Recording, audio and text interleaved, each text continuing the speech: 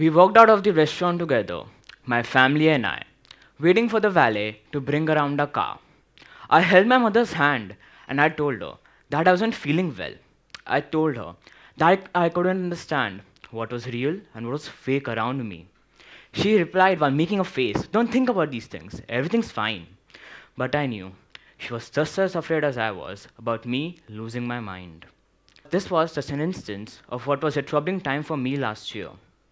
It involved me crying in front of my mother, having dreams of academic failure, having hallucinations, and questioning my will to live.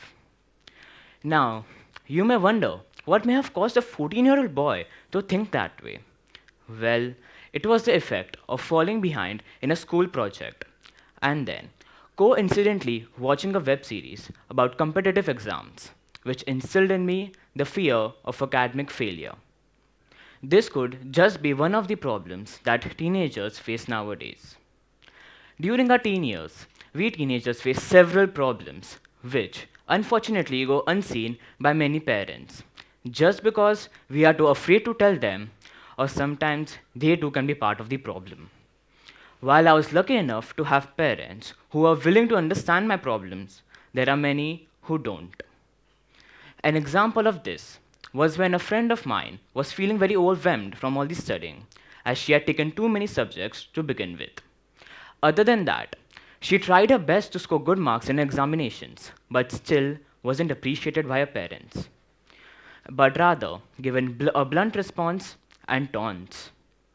When she approached her parents about her problems, she was dismissed with a degrading reply, saying that teens don't have stress and depression. That right there is what causes us teens to not talk to our parents, but rather go to our friends to seek help. But of course, our friends may not always give us the right advice, and that may have implications of its own. Now, we cannot blame our parents for it all. For instance, another friend of mine had an issue in his friendship. He had promised his peers his support in hard times, but when the time came, he unconsciously withdrew from their problems and only focused on his own, much to the trepidation of his friends, who ended up becoming the defenders instead of the victims. From what I've heard, the motto our parents lived by was, "We'll cross that bridge when we come to it."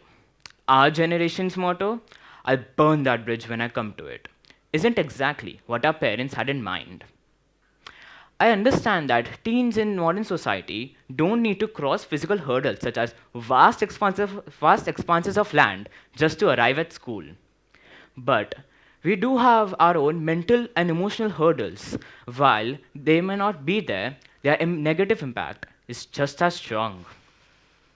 With every new generation, new problems arise, and portraying these problems as unreal and fake or underestimating them won't help us teens reach our true potential. In the end, I'd like to say that these problems can be solved. In my case, it was seeking help from a counselor at school and realizing that I'm much more than my academic orientation and grades.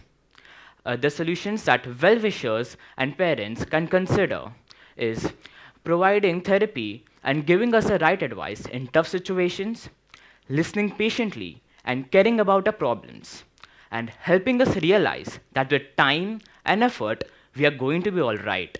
We teens may not need to cross vast expanses of land just to get to school. We do have our own problems and we do need the help. And not acknowledging our need for help may be maddening for us. You say we are the future, but how can we be the future if we are still broken by our past? Thank you.